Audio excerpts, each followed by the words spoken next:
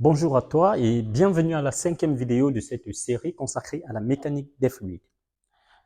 Sans plus le rappeler, nous sommes toujours sur la partie cinématique et aujourd'hui on va s'attarder sur quelques notions particulières. On verra ce que c'est le potentiel de vitesse, on verra la notion de circulation de notre champ de vitesse locale, on verra les lignes de courant, comment déterminer les lignes de courant d'un écoulement à partir du champ de vitesse qu'on connaît. On verra également la notion d'équipotentiel et d'isobar. Alors, le potentiel de vitesse, pour parler de cela, il revient pour nous nécessaire de rappeler les deux types d'écoulement qui favorisent la compréhension de cette notion. Il s'agit des écoulements rotationnels et des écoulements irrotationnels. On a dit pour la vidéo précédente qu'un écoulement était dit rotationnel si et seulement si sa vorticité était, j'ai dit quoi? Rotationnel ou irrotationnel? Excusez-moi, un écoulement est dit rotationnel si et seulement si sa vorticité est non nulle. Et irrotationnel si sa vorticité est tout simplement nulle. Donc, dans le cas d'un écoulement rotationnel, sachez que le rotationnel du champ de vitesse existe. Dans le rotationnel de V, qui est ma vorticité, est différente du vecteur nul. Mais pour le cas particulier des écoulements irrotationnels, pour un écoulement irrotationnel, on a la vorticité, qui est le rotationnel du champ de vitesse, qui est égal au vecteur nul. Et dans ce cadre, sachant que pour toute fonction g, bon, on va l'appeler directement par son nom, pour toute fonction phi, rotationnel du gradient, bon, on va dire pour toute fonction scalaire f, rotationnel du gradient de f, peut encore est simplement nul. Donc ça, c'est une propriété qu'on a vue lors de la phase des prérequis. Ça, c'est une propriété qui est vérifiée par tout champ scalaire f. Alors, on va appliquer cela à cette propriété. Le fait que le rotationnel de mon champ de vitesse v est nul veut dire qu'en fait, v peut s'écrire comme étant le gradient d'une fonction. Bon, on va appeler cette fonction-là ici f, qui sera tout simplement moins phi. Du coup, on aura v qui pourra simplement s'écrire comme moins gradient de phi. Et phi sera considéré comme étant mon potentiel, bon, il sera nommé potentiel des vitesses. Donc, le fait d'écrire V égale à moins gradient de phi, donc dans certains exercices, on vous donnera V et il sera question pour vous de déterminer l'expression de phi. Vous allez le faire par remontée, par résolution d'une équation, d'un système d'équations dérivées partielles. Donc, par exemple, si vous avez Vx qui sera simplement égal à moins dérivée de phi par rapport à x, Vy qui est égal à moins dérivée de phi par rapport à y, Vz, si vous avez un écoulement tridimensionnel, moins dérivée de phi par rapport à z. Donc voilà ce que vous avez pour la notion de potentiel de vitesse. Ceci peut également être visualisé en coordonnées cylindriques ou sphériques, peu importe, mais c'est difficile de les utiliser réellement, surtout le côté sphérique, dans un écoulement. Mais il arrivera parfois dans certains exercices d'utiliser le système de coordonnées cylindriques ou tout simplement polaire. Donc vous pouvez avoir VR qui est simplement moins dérivé de phi par rapport à R, phi θ qui est égal à moins 1 sur R dérivé de phi par rapport à θ, Vz, si l'écoulement est toujours tridimensionnel, moins dérivé de phi par rapport à Z. Maintenant, voyons ce que c'est la circulation de notre champ de vitesse locale. Alors, la circulation pour toute fonction A, pour toute fonction vectorielle A, la circulation de A, notez c'est A, sera tout simplement l'intégrale sur un domaine, un parcours, de A scalaire dl. Donc la circulation de A, oui, disons, on va noter circulation sur le trajet L de A sera tout simplement l'intégrale sur L de A scalaire dl. Lorsque le contour est fermé, vous allez voir que parfois on met cette dénomination juste pour dire qu'en fait, mon contour est fermé et renferme une surface. Donc ce contour, on peut calculer la circulation à travers un contour fermé qui délimite une surface et on le remplace souvent, on remplace l'intégrale par une intégrale avec un petit rond là, juste pour dire que le contour est fermé. Maintenant, pour notre champ, de vitesse, on veut déterminer en fait la circulation de V. La circulation de V, normalement, d'après la même définition, ce sera tout simplement l'intégrale de V scalaire dl. Il existe cependant également le théorème de Stokes qui nous dit quoi? Si jamais on détermine la circulation de V le long d'un contour fermé comme là, on peut transformer l'intégrale sur le contour, qui est par exemple, si ce contour, c'est lui que nous appelons L, qui délimite à l'intérieur d'une surface qu'on va appeler sigma, on peut transformer l'intégrale sur le contour L en une intégrale surfacique sur la surface sigma. Et c'est ce qui est validé, c'est ce qui est faisable par l'utilisation du théorème de Stokes, qui dit simplement que l'intégrale sur un contour fermé d'un champ A, qui est égal à ceci, est encore simplement égal à la double intégrale sur sigma du rotationnel de A scalaire ds, tout simplement. C'est la même chose que je fais ici, j'aurai rotationnel de V scalaire ds.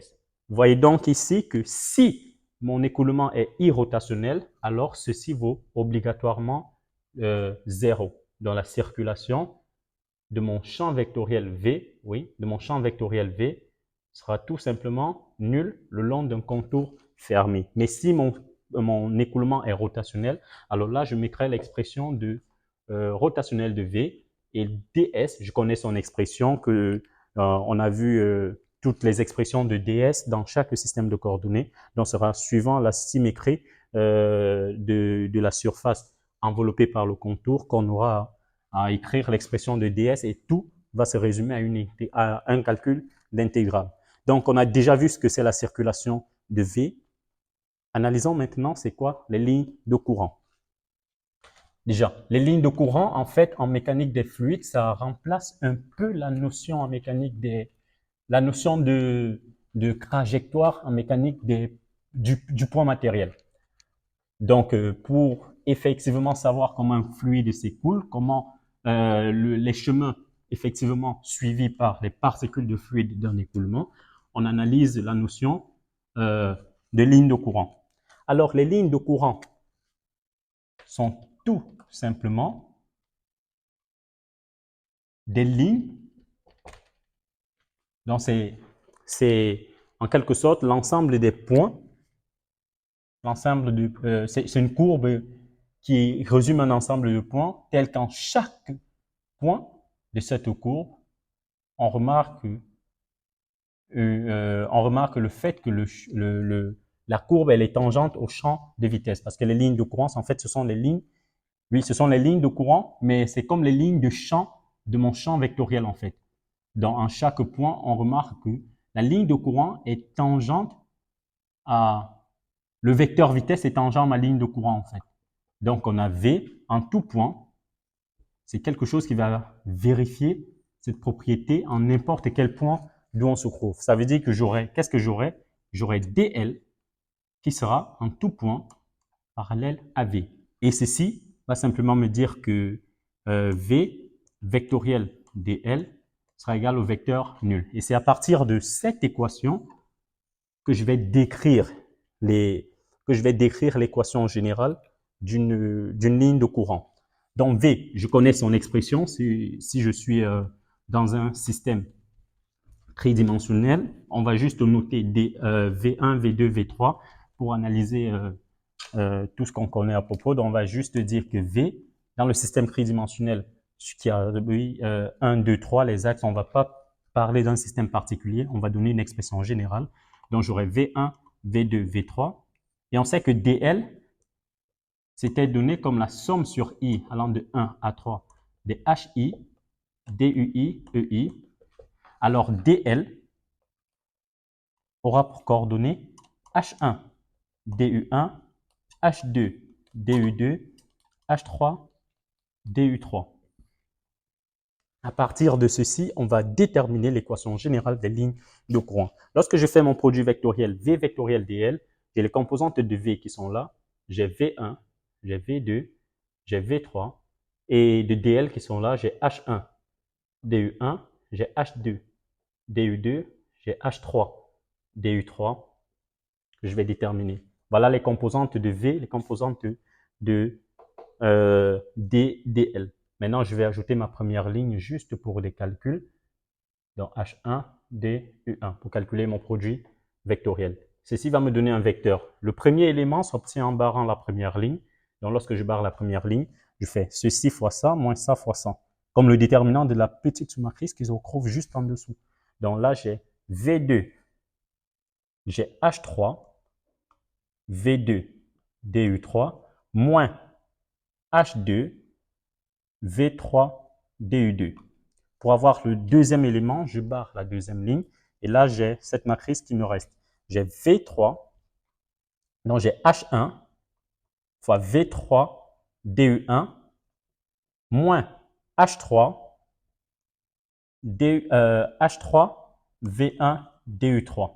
Ça, c'est le deuxième élément. Pour avoir le troisième, je barre la troisième ligne et la sous-matrice se retrouve au niveau supérieur. Du coup, là, j'ai H2 fois V1 DU2 moins H1 fois V2 DU1. Donc, voilà les composantes de V vectoriel DL. Maintenant, je sais que V vectoriel DL égale au vecteur nul. Ça veut dire que toutes ces composantes sont nulles. Autrement dit, ceci moins ça égale à 0, égale à 0, et ceci égale à 0. Donc, si je reviens, les égalités, je fais passer de l'autre côté, je vais obtenir des égalités là. Donc, partout, au lieu d'écrire égal à 0, je mets juste égal, égal. Maintenant, là, si j'ai ma première relation, deuxième, troisième, de ma première relation, qu'est-ce que je peux obtenir? De ma première relation, j'obtiens bien DU3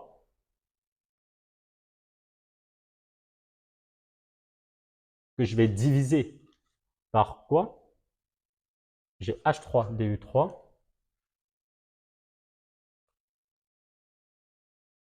H3 DU3, disons fois V2, qui est égal à H2 V3 fois DU2. Maintenant, qu'est-ce qu'on peut faire ici?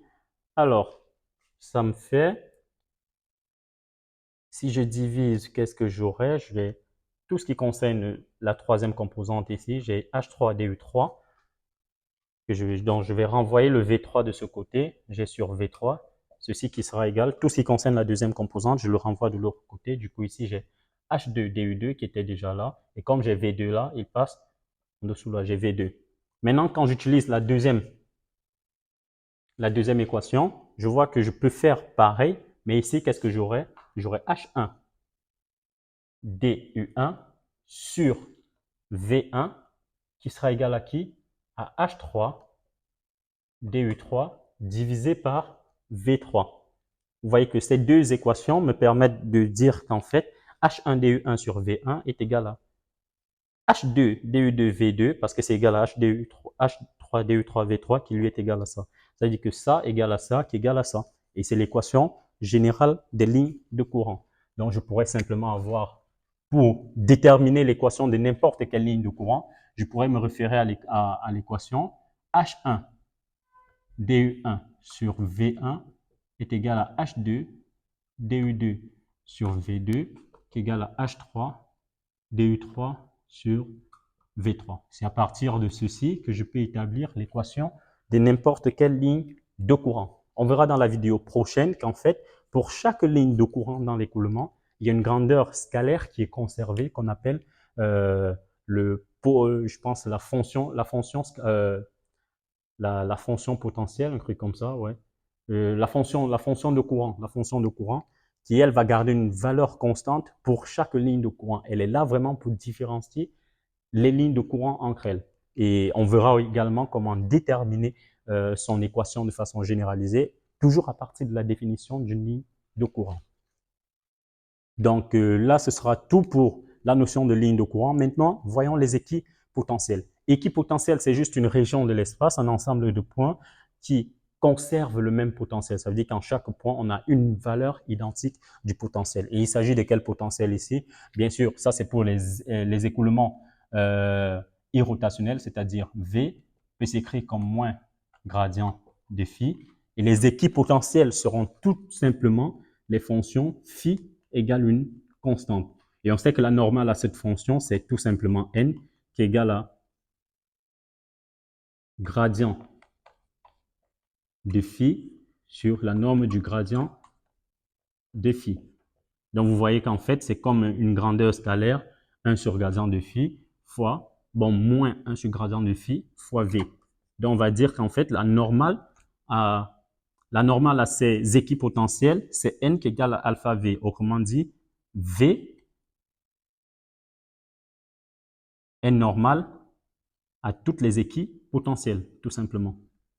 Dans toutes les équipotentielles. Le champ de vitesse, en un point, ça veut dire que si je viens, si j'ai un écoulement, si j'ai une ligne de courant qui est là et que je peux représenter mon champ de vitesse, si j'ai également dans la même zone une cartographie des équipotentiels, je peux automatiquement dire, je vais automatiquement voir que mon champ de vitesse V, l'orientation que ça prend, est directement perpendiculaire à l'équipotentiel qui est décrite. Donc, pour les isobars, ce sera pareil. Au lieu que ce soit le potentiel qui soit constant, ce sera plutôt le champ de pression. Donc, j'aurai P de M qui sera égal à une constante. La pression, on la verra beaucoup plus lorsqu'on va analyser les forces de pression qui interviennent dans le fluide en faisant intervenir les probables équations de Navier-Stokes, cette phase ça intervient. Mais peut-être on n'utilisera pas très souvent, mais c'est aussi essentiel de le savoir tout simplement. Donc, ce sera tout pour la 5e vidéo accordée à la mécanique des fluides, toujours sur la partie cinématique. Je vous donne rendez-vous à la prochaine vidéo où on va parler de du potentiel potentiel complet, de la fonction complexe, un truc comme ça. Ouais, on verra également la notion de fonction de courant qui est vraiment propre à chaque ligne de courant. Donc, je vous remercie pour votre aimable attention et je vous donne rendez-vous à la 6e vidéo. Portez-vous bien. Bye bye.